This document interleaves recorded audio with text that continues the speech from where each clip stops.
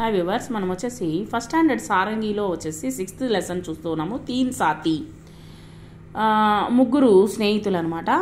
ఏక్తా హాతి, ఒకటి వచ్చేసి ఒక ఏనుగు, ఏక్తి బకరి ఒక మేక. దోనో సాత్ సాత్ జంగల్ మే జాతే, ఇద్దరు కలిసి అడవికి వెళ్తూ ఉన్నారనమాట.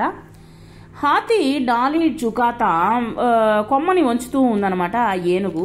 ఔర్ బకరి పత్తే కాతి, దాంట్లో ఉన్నటువంటి ఆకుల్ని తింటూ ఉంది. ఏక్ దిన్ దోనో జంగల్ మే గయే, ఇద్దరు వచ్చేసి ఒకరోజు అడవికి వెళ్ళారనమాట. వహా తాలాబ్ దికాయి దియా, అక్కడ వచ్చేసి ఒక చిన్న చెరువుని చూశారనమాట.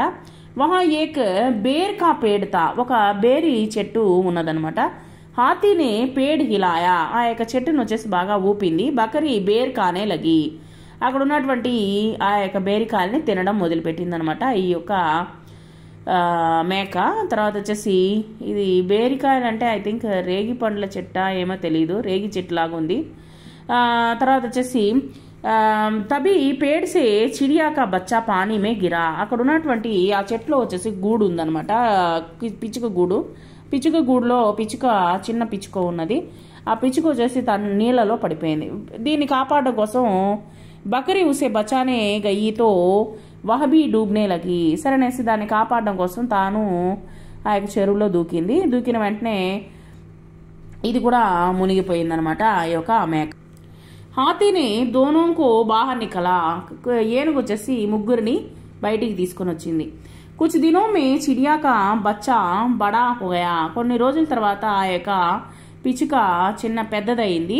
పెద్దదయ్యేసరికి చిడియా పత్తా లగాతీకి కహా కహా ఫల్ లగే హై, ఎక్కడైతే చెట్లులో పండ్లు ఉన్నాయో అక్కడ తీనో వహా జాతే, అక్కడికి వెళ్తాయి.